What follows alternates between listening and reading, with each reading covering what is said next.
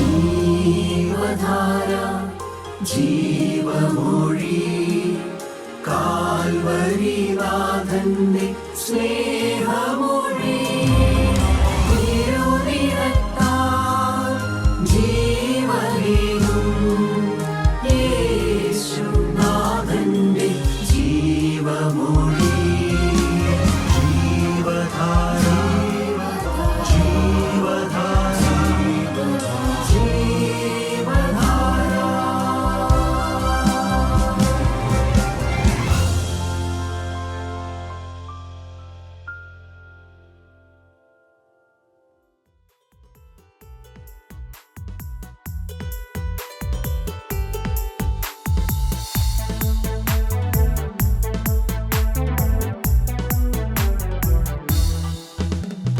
മരണത്തിൻ പാശങ്ങളെ മരണത്താൽ ജയിച്ചവനെ മഹത്വനാദത്തോടെ മഹിമയിൽ വരും നാഥനെ.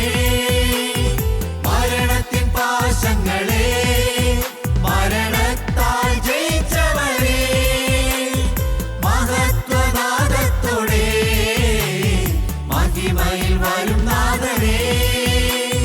മധ്യാകാശവരവിൽ മതിമറന്നാനന്ദിപ്പാൻ മഹിയിൽ ആരാധിക്കും ഞാൻ, മതിമറന്നാരാധിക്കും, മഹിമയിൽ ആരാധിക്കും ഞാൻ, മതിമറന്നാരാധിക്കും.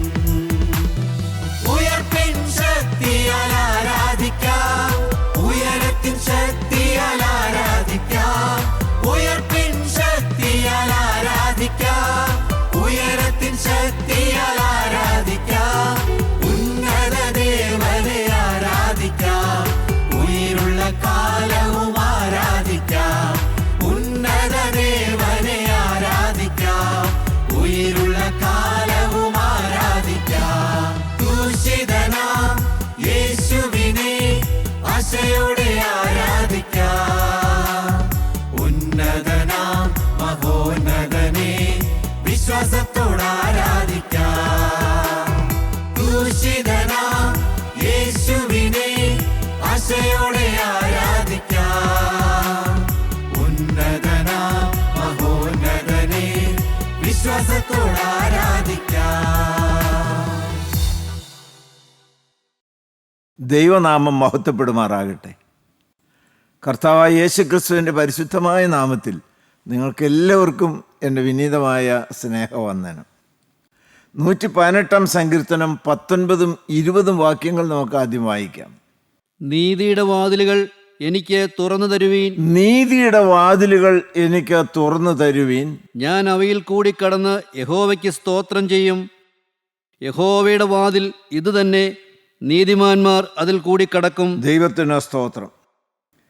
നീതിയുടെ വാതിലുകൾ,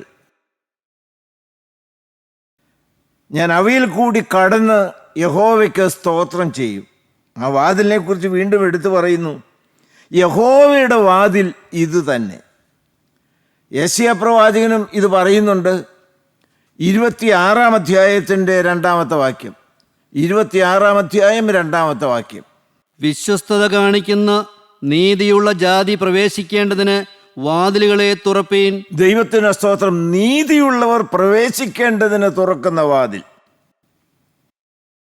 നീതിയാഗങ്ങൾ അർപ്പിക്കുവാനുള്ള സ്ഥലമാണല്ലോ ദൈവാലയം. ദൈവാലയത്തിലേക്കുള്ള വാതിലുകൾക്ക് നീതിയുടെ വാതിലുകൾ എന്നാണ് പേര്. ഏതാണ് വാസ്തവത്തിൽ ഈ സത്യത്തിൻ്റെ വാതിൽ, നീതിയുടെ വാതിൽ? അത് കർത്താവായ യേശുക്രിസ്തു വളരെ വ്യക്തമായി അവകാശവാദം ഉന്നയിച്ചുകൊണ്ട് പറയുന്നുണ്ട്. യോഹന്നാന്റെ സുവിശേഷം 10 അധ്യായത്തിൻ്റെ 9 വാക്യത്തിൽ യേശു തന്നെ വ്യക്തമായി തന്നെക്കുറിച്ച് തന്നെ പറയുകയാണ്, ഐ ആം ദി ഡോർ. 10:9. ഞാൻ വാതിലാകുന്നു, എന്നിലൂടെ കടക്കുന്നവൻ രക്ഷപ്പെടും. ദൈവത്തിന് സ്തോത്രം. ഈ വചനം കേൾക്കുന്ന ദൈവമക്കൾ രക്ഷിക്കപ്പെടണമോ, രക്ഷയുടെ സന്തോഷം അനുഭവിക്കണമോ, നിത്യസന്തോഷത്തിൻ്റെ അവകാശികളായി തീരണമോ, കർത്താവായി യേശുക്രിസ്തുവാകുന്ന വാതിൽ കൂടി കടന്നാൽ മാത്രമേ അത് സാധ്യമാകുകയുള്ളൂ. ആ വാതിൽ എവിടെയാണ് തുറന്നത്? എബ്രായർക്ക് ലേഖനം 10-ാം അധ്യായത്തിൻ്റെ 19-ാമത്തെ വാക്യം പൗലോസ് വളരെ വ്യക്തമായി അതിനെക്കുറിച്ച് പറയുന്നുണ്ട്. 10:19. അതുകൊണ്ട് സഹോദരന്മാരെ, യേശു തന്റെ ദേഹമെന്ന തിരശ്ശീലയിൽ കൂടി, കർത്താവായി യേശുക്രിസ്തു തന്റെ ദേഹമെന്ന തിരശ്ശീലയിൽ കൂടി നമുക്ക് പ്രതിഷ്ഠിച്ച ജീവനുള്ള പുതുവഴിയായി തന്റെ രക്തത്താൽ വിശുദ്ധ മന്ദിരത്തിലേക്കുള്ള പ്രവേശനത്തിന് ധൈര്യവും ദൈവാലയത്തിന്മേൽ ഒരു മഹാപുരോഹിതനും നമുക്കുള്ളതുകൊണ്ട് ധൈര്യമായി മഹാപരിശുദ്ധ സ്ഥലത്തേക്ക് പ്രവേശിക്കുവാനുള്ള യോഗ്യത കർത്താവായി യേശുക്രിസ്തു തന്റെ ദേഹമെന്ന തിരശ്ശീലയിൽ കൂടി കാരിരുമ്പാണികൾ കൊണ്ട് തന്റെ പരിശുദ്ധമായിരിക്കുന്ന ശരീരം കാൽവറിയിൽ കീറി മുറിച്ചപ്പോൾ തുറന്നതായ ഏക വിശുദ്ധിയുടെ നീതിവാതിൽ മാത്രമേ സ്വർഗത്തിലെത്തുവാൻ പ്രവേശിക്കുവാൻ വാതിലുള്ളൂ. ദൈവമക്കൾ വളരെ വ്യക്തമായി അത് മനസ്സിലാക്കണം. യെരുശലേം ദേവാലയത്തിൻ്റെ അതിവിശുദ്ധ സ്ഥലത്തേക്ക് പ്രവേശിക്കുവാനുള്ളതായ കവാടം മൂടിയിടുന്നത് വലിയൊരു മറശീല കൊണ്ടാണ്, തിരശീല കൊണ്ടാണ്. മഹാപുരോഹിതൻ പോലും ആണ്ടിലൊരിക്കൽ അതിനകത്ത് പ്രവേശിക്കുന്നു, ഭയത്തോടും വിറയലോടും കൂടിയാണ്. എന്നാൽ കർത്താവായ യേശുക്രിസ്തു കാൽവറിയിൽ മരിക്കുന്ന സമയം ദൈവാലയത്തിൻ്റെ വാതിൽ മറ മുടി മുതൽ അടിവരെയും രണ്ടായി ചീന്തി. അതിവിശുദ്ധ സ്ഥലമാകുന്ന സ്വർഗരാജ്യത്തിലേക്കുള്ള പ്രവേശനം ഇപ്പോൾ ആ കവാടം തുറന്നിരിക്കുന്നു. അതെവിടെയാണ് തുറന്നത്? കാൽവറിയിലാണ് തുറന്നത്. ഈ കേൾക്കുന്ന ദൈവമക്കൾ ഏത് സഭാവിഭാഗത്തിൽപ്പെട്ടവരാണെങ്കിലും വ്യക്തമായി സത്യമൊന്ന് മനസ്സിലാക്കണം. സ്വർഗത്തിൽ പോകണമോ? ആകാശത്തിന് കീഴിൽ മനുഷ്യവർഗത്തിൻ്റെ സ്വർഗരാജ്യ പ്രവേശനത്തിന് വേണ്ടി തുറക്കപ്പെട്ടതായ ഒരു വാതിലേ ഉള്ളൂ, ഒരു വഴിയേ ഉള്ളൂ. അത് ജീവനുള്ള വിശുദ്ധ വഴി എന്നാണ് പൗലോസ് പറയുന്നത്. അത് കാൽവറിയിൽ തുറന്നു. ദൈവത്തിന് സ്തോത്രം. ദൈവമക്കളെ, ഓടിച്ചെന്ന് അങ്ങ് കയറാൻ പറ്റുകയില്ല. മനുഷ്യവർഗത്തിന് പരിശുദ്ധമായ സ്വർഗരാജ്യത്തിൽ പ്രവേശിക്കുവാൻ തടസ്സമായിരിക്കുന്ന വിദ്യാഭ്യാസം കുറവായതുകൊണ്ടല്ല, രോഗമുള്ളത് കൊണ്ടല്ല, സമ്പത്ത് കുറവായതുകൊണ്ടല്ല. ഒരു കുറവാണ് അവിടെ ഉള്ളത്. യാതൊരു അശുദ്ധനും അതിൽ കൂടി കടക്കുകയില്ല.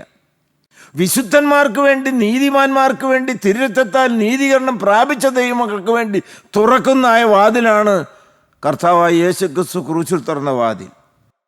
കാരണം പാപമാണ് തടസ്സം. ദൈവമക്കളെ, അത് ക്രൂശിൽ ചൊരിഞ്ഞ രക്തത്താൽ മാത്രമേ പാപമോചനമുള്ളൂ. മോചിക്കപ്പെടാത്ത ഒരു പാപവും വെച്ചുകൊണ്ട് പരിശുദ്ധന്മാർക്ക് വേണ്ടി കാക്കപ്പെടുന്ന മണവറ പോകാൻ ഒക്കെയില്ല. സഹോദര, ഈ രക്ഷയുടെ വാതിൽ നീ കണ്ടെത്തിയോ? മത്തായിയുടെ സുവിശേഷം 5-ാം അധ്യായം 6-ാമത്തെ വാക്യത്തിൽ കർത്താവായ യേശുക്രിസ്തു വളരെ വ്യക്തമായി പറയുന്നുണ്ട്. അതിന് നമ്മുടെ പക്ഷത്ത് നിന്ന് വേണ്ടത് എന്താണ്? ഗിരിപ്രഭാഷണം 5:6. നീതിക്ക് വിശന്ന് ദാഹിക്കുന്നവർ ഭാഗ്യവാന്മാർ, അവർക്ക് തൃപ്തി വരും. നീതിക്ക് വേണ്ടി വലിയ വിശപ്പും ദാഹവും. ദൈവത്തിന് സ്തോത്രം. സ്വർഗരാജ്യത്തിൽ പ്രവേശിച്ചേ അടങ്ങൂ എന്നുള്ളതായ വലിയ ദാഹം നമുക്ക് വേണം. അതിനുവേണ്ടിയുള്ളതായ ഒരുക്കം നമുക്ക് വേണം. ദൈവമക്കളെ, ആ വാതിൽ വെളിപ്പാട് 3-ാം അധ്യായത്തിൻ്റെ 8-ാമത്തെ വാക്യം വായിച്ച് വെളിപ്പാട്, അത് രക്ഷയുടെ സന്തോഷം അനുഭവിക്കുന്ന സകല മനുഷ്യർക്കും വേണ്ടി തുറന്നിരിക്കുന്ന വാതിലാണ്. 3:8. ഞാൻ നിന്റെ പ്രവൃത്തി അറിയുന്നു, ഞാൻ നിന്റെ പ്രവൃത്തി അറിയുന്നു, ഇതാ ഞാൻ നിന്റെ മുമ്പിൽ ഒരു വാതിൽ തുറന്നു വെച്ചിരിക്കുന്നു. ദൈവത്തിന് സ്തോത്രം. എല്ലാം ശോധന ചെയ്യുന്ന ദൈവം മാനസാന്തരപ്പെട്ട പാപിക്ക് വേണ്ടി ഇതാ ഒരു വാതിൽ തുറന്നിരിക്കുന്നു. ദൈവത്തിന് സ്തോത്രം. പക്ഷെ നിങ്ങൾ ശ്രദ്ധ വെച്ചും ഞെട്ടലോടെയും ഒരു കാര്യം മനസ്സിലാക്കണം. ഒരിക്കലും ആ വാതിലടയും. എത്ര മുട്ടിയാലും തുറക്കില്ലാത്ത വിധത്തിൽ ആ വാതിലടയും. 10 കന്യകമാർ ഒന്നിച്ചിറങ്ങി പുറപ്പെട്ടവരാണ്. എല്ലാവരുടെയും കയ്യിൽ വിളക്കുണ്ട്. ഒരു സമയത്ത് അവരുടെ ദീപം കത്തിക്കൊണ്ടിരുന്നതുമാണ്. എന്നാൽ മണവാളൻ വന്നു ആർപ്പുവിളി കേട്ടു. 5 കന്യകമാർ പുറത്തായിപ്പോയി. അവർ ഓടിച്ചെന്ന് എണ്ണ വാങ്ങിക്കൊണ്ട് വന്നപ്പോഴേക്കും വാതിൽ അടച്ചിരുന്നു. വായിച്ച് 25-ാം അധ്യായം മത്തായിയുടെ സുവിശേഷം 25-ാം അധ്യായത്തിൻ്റെ 10-11 വാക്യങ്ങൾ. അവർ വാങ്ങുവാൻ പോയപ്പോൾ 5 കന്യമാര്, ബുദ്ധിയില്ലാത്ത 5 കന്യമാര്, ഒരുക്കമില്ലാത്ത 5 കന്യമാര്, ആത്മാവിൽ ഒരുങ്ങിയിട്ടില്ലാത്ത 5 കന്യകമാര് വിളക്ക് കെട്ടുപോയി. അപ്പോൾ എണ്ണ വാങ്ങുവാൻ അവർ പോയി. അവർ എണ്ണ വാങ്ങിക്കൊണ്ട് മടങ്ങി വന്നു. എന്തു സംഭവിച്ചു? മണവാളൻ വന്നു. ഒരുങ്ങിയിരുന്നവർ അവനോടുകൂടെ കല്യാണ സദ്യക്ക് ചെന്നു. മനോഹരമായിരിക്കുന്ന ഒരു പദപ്രയോഗമാണ്. ഒരുങ്ങിയിരുന്നവർ, രക്തത്താൽ കഴുകൽ പ്രാപിച്ചവര്, നീതീകരണം പ്രാപിച്ചവര്, രക്ഷയുടെ സന്തോഷം ജീവിതത്തിൽ രുചിച്ചറിയുന്നവര്, വിശുദ്ധീകരണത്തിലേക്കും നീതീകരണത്തിലേക്കും വന്നവര് മണവാളനോടുകൂടി മണവറയിൽ പ്രവേശിച്ചു. അടുത്ത വാക്യം, വാതിലടക്കുകയും ചെയ്തു. തീർന്നു. ദൈവത്തിന് സ്തോത്രം. ദൈവമക്കളെ, വാതിൽ അടയ്ക്കുന്നൊരു സമയമുണ്ട്. അവർ നിരാശപ്പെട്ടില്ല, വീണ്ടും മുട്ടിക്കൊണ്ടേയിരുന്നു. വായിക്കാം. അതിന്റെ ശേഷം മറ്റേ കന്യകമാരും വന്നു. മറ്റേ 5 കന്യകമാരും എണ്ണയുമായിട്ട് വന്നു. കർത്താവേ, കർത്താവേ, ഞങ്ങൾക്ക് തുറക്കണമേ എന്ന് പറഞ്ഞു. അതിനെ അവൻ, ഞാൻ നിങ്ങളെ അറിയുന്നില്ല. ദൈവത്തിന് സ്തോത്രം. ദൈവമക്കളെ, യേശുവിനെ അന്വേഷിച്ച് പുറപ്പെട്ടവരാണ്. ദൈവത്തിന് സ്തോത്രം. ഇന്നുള്ള ഒരുക്കം പോരാ എന്നുള്ള ഭയനിർദ്ദേശം ഇന്ന് ഈ വചനത്തിൽ കൂടി നിങ്ങൾക്ക് തരികയാണ്. ഞാനും നിങ്ങളും അത് ഞെട്ടലോടെ കേൾക്കേണ്ടതായിരിക്കുന്ന ഒരു കാര്യമാണ്. അവരും പ്രതീക്ഷിച്ചത് കടക്കാമെന്നല്ലേ. ഒരു സമയം വാതിലടയ്ക്കും ദൈവമക്കളെ. ഹൃദയമൊന്ന് തുറന്നതെന്ന് കേട്ടേ. പിന്നെ എന്തുമാത്രം മുട്ടിയാലും അത് ഒരിക്കലും തുറന്നു കിട്ടുകയില്ല. This is a right time to get ready. കർത്താവായ യേശുക്രിസ്തുവിൻ്റെ മണവാട്ടി സഭ ഏത് സമയത്തും ഒരുങ്ങിയിരിക്കേണ്ടതാണ്. ഞാൻ അതിനെക്കുറിച്ച് പിന്നീട് പറഞ്ഞുകൊള്ളാം. നന്ദിയോടെ സ്തോത്രം. ദൈവമക്കളെ, വളരെ വ്യക്തമായി നിങ്ങളോട് പറയട്ടെ, കൃപയുടെ വാതിൽ തുറന്നിരിക്കുന്നു. നിങ്ങൾക്കിപ്പോൾ പ്രവേശിക്കാം. നോഹ പെട്ടകം പണിതു. എന്തുമാത്രം കാലം ആവലോടെ തൻ്റെ പ്രിയപ്പെട്ട ജനത്തോട് കെഞ്ചി അപേക്ഷിച്ചു അകത്ത് പ്രവേശിക്കുവാൻ. അനേകർക്ക് തോന്നിയില്ലല്ലോ. ദൈവത്തിന് സ്തോത്രം. നാശം വരാൻ പോകുന്നു. അവിശ്വാസികളുടെ ഗണത്തിൽ നശിക്കപ്പെട്ടവരുടെ കൂട്ടത്തിൽ നിങ്ങൾ പെടാനായിട്ട് ഇടവരരുത്. കാൽവരിൽ തുറന്ന ഏക സത്യവാതിൽ നീ കണ്ടെത്തിയിട്ടുണ്ടോ? അതിൽ കൂടി കടന്ന ഒരു കൂട്ടം, ചെറിയ കൂട്ടം ആളുകളുടെ ഗണത്തിൽ സഹോദര സഹോദരി നീ ഉൾപ്പെടുമോ? ദൈവത്തിന് സ്തോത്രം. നീതിയുടെ വാതിൽ, കർത്താവായ യേശുക്രിസ്തു ക്രൂശിൽ തുറന്ന വാതിൽ ഇന്ന് പാപിക്ക് വേണ്ടി കൃപയാൽ തുറന്നിരിക്കുന്നു. ഇനി നമ്മൾ ധ്യാനിക്കുവാൻ പോകുന്ന തുടർന്ന് വിശുദ്ധന്മാർക്ക് വേണ്ടി തുറക്കപ്പെടുന്ന ഏതാനും വാതിലുകൾ, തിരുവചനത്തിൽ കാണുന്ന വിശുദ്ധന്മാർക്ക് വേണ്ടി തുറക്കപ്പെടുന്ന ഏതാനും ചില വാതിലുകൾ, നീതിയുടെ വാതിലുകൾ. ദൈവത്തിന് സ്തോത്രം. അപ്പോസ്തല പ്രവൃത്തികൾ 14:27 വായിച്ച്.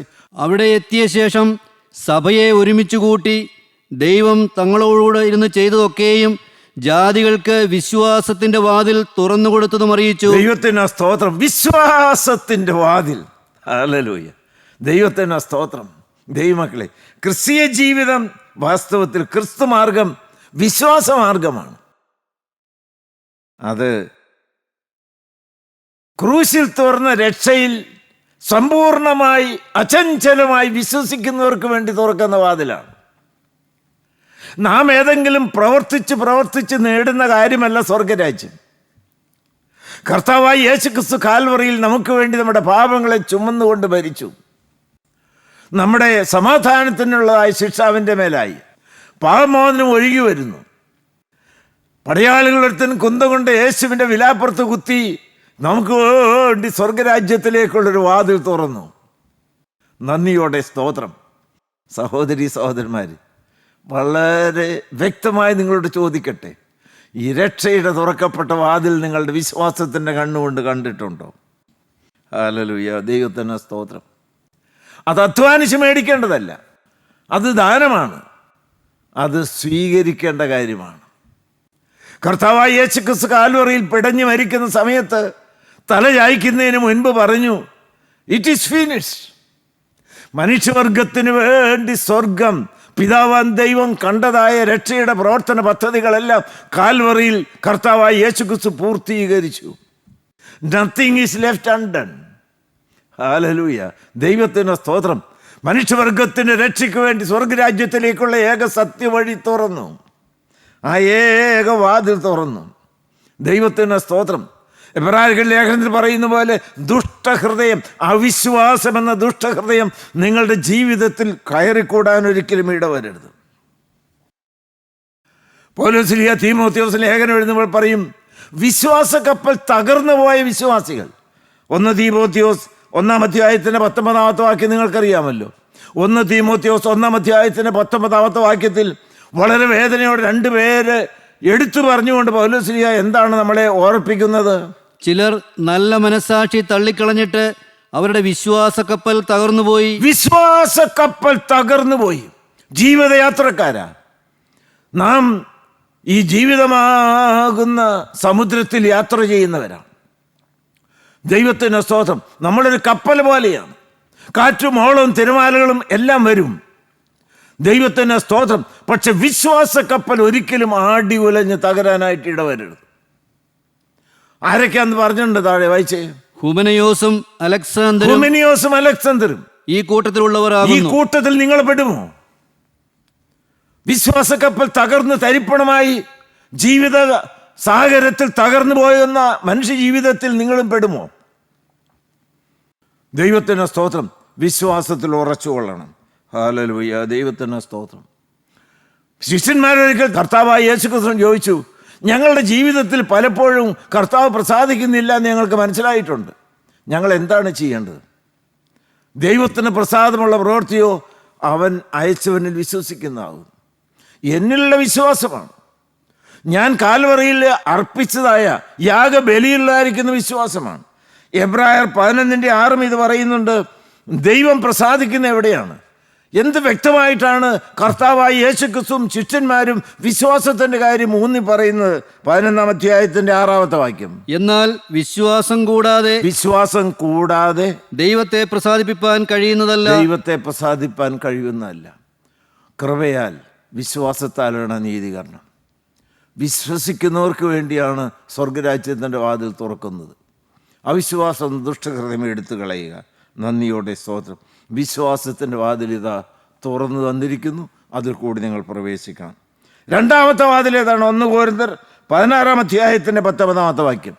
ഈ വിശ്വാസത്തിലേക്ക് കാൽവറിയിൽ ഒരുക്കിയതായ രക്ഷ വിശ്വാസത്താൽ സ്വന്തമാക്കിയതായ ദൈവമക്കൾക്ക് ഒരു വലിയ വാതിൽ തുറന്നു കിടപ്പുണ്ട്.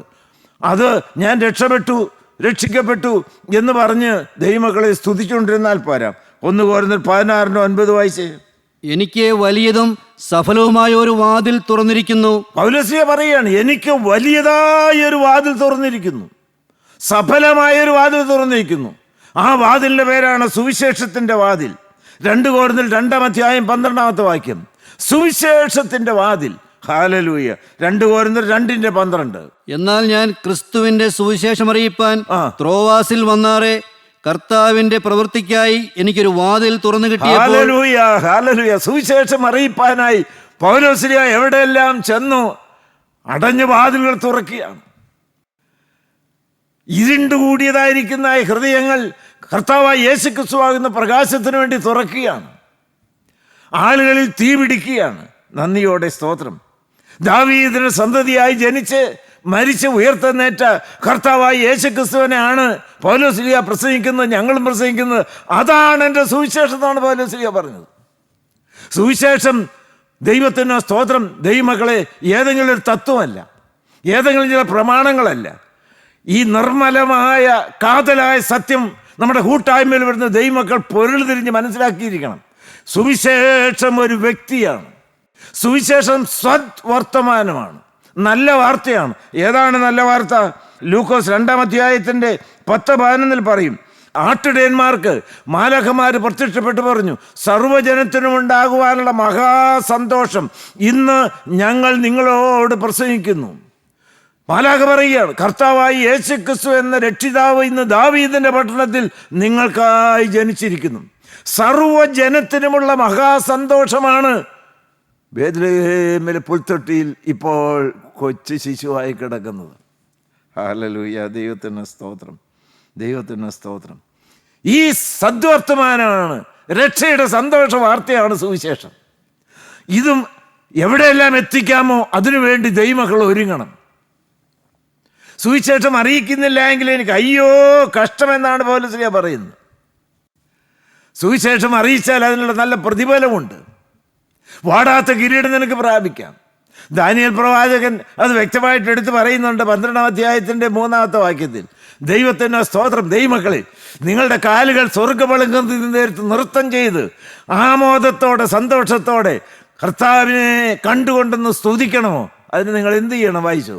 എന്നാൽ ബുദ്ധിമാന്മാർ ആകാശമണ്ഡലത്തിന്റെ പ്രഭ പോലെയും പലരെയും നീതിയിലേക്ക് തിരിക്കുന്നവർ. അനീതിയുടെ വഴിയിലൂടെ നടന്ന് നാശത്തിന്റെ പാതയിലൂടെ മുന്നേറുന്നവരെ നീതിയുടെ പാതയിലേക്ക് തിരിക്കുന്നവർ, അവരെ അതിലേക്ക് മടക്കി വരുത്തുന്നവർ. നക്ഷത്രങ്ങളെ പോലെയും എന്നുമെന്നേക്കും പ്രകാശിക്കും. എന്നുമെന്നേക്കും പ്രകാശിക്കുന്ന നക്ഷത്രങ്ങളാണ്. തീ പിടിച്ച ദൈവമക്കൾ ഓടണം. കാൽവറിയിൽ കത്തിയതായിരിക്കുന്ന വിശുദ്ധിയുടെയും സ്നേഹത്തിൻ്റെയും ദീപശിഖയുമായി നിങ്ങൾ ഓടാൻ തയ്യാറാണ്. നന്ദിയോടെ സ്തോത്രം. സുവിശേഷത്തിൻ്റെ വാതിൽ. ഹല്ലേലൂയ.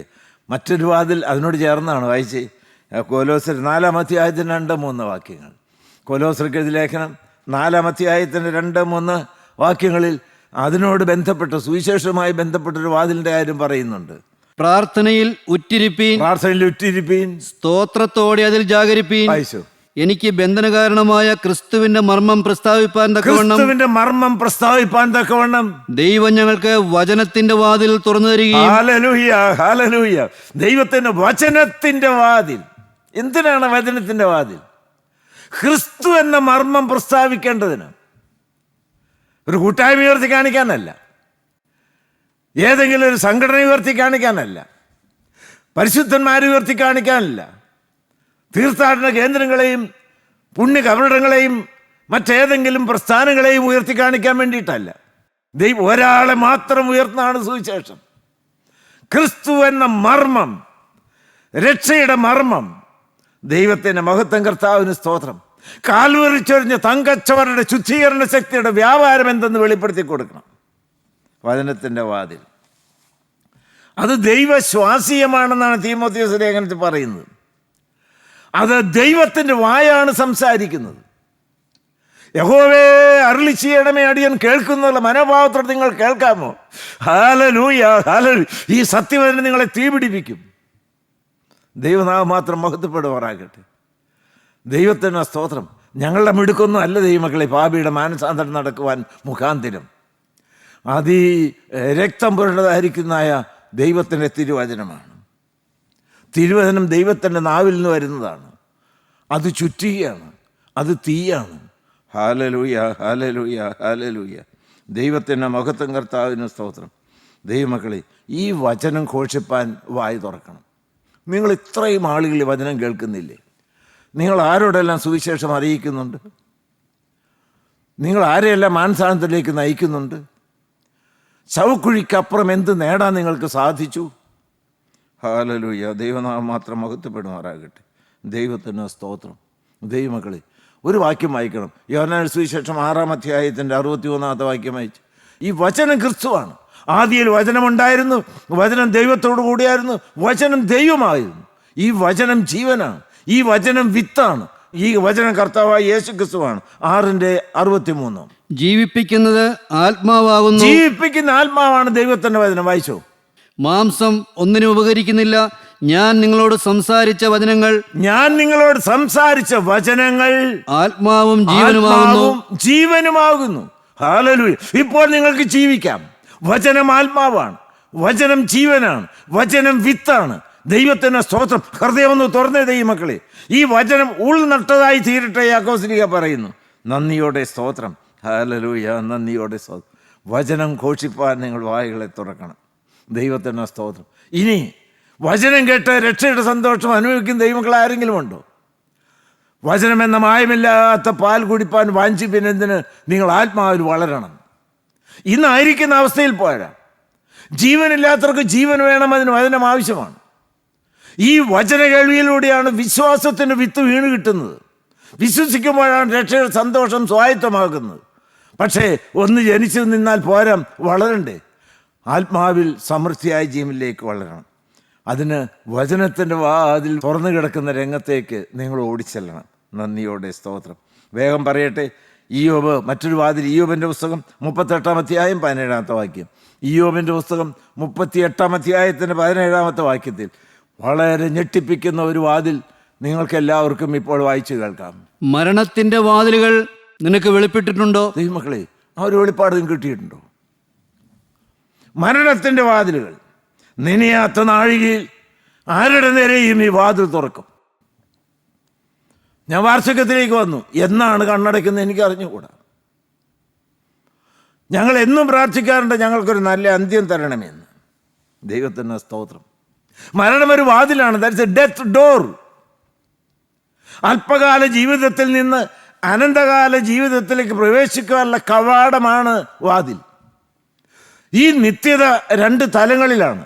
നിങ്ങൾക്ക് എല്ലാവർക്കും അറിയാം, നിത്യനരകം, നിത്യസ്വർഗം. ദൈവത്തിന് സ്തോത്രം. ജീവിതയാത്രക്കാരാ, കാലടികൾ എങ്ങോട്ട്? സ്തേഫാനോസ് മരിക്കുന്നതായ സമയത്ത് ദൈവത്തിന് സ്തോത്രം, സ്വർഗവാതിൽ തുറന്നിരിക്കുന്നത് കണ്ടു.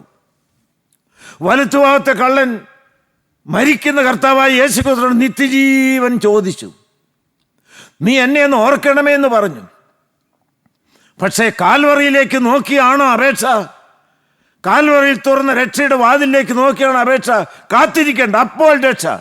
ഇന്ന് നീ എന്നോടുകൂടി പർദീസയിലിരിക്കും. ഈ ശബ്ദം കേട്ടുകൊണ്ടേ മരിക്കാവുള്ളൂ. ഹല്ലേലൂയ, നന്ദിയോടെ സ്തോത്രം.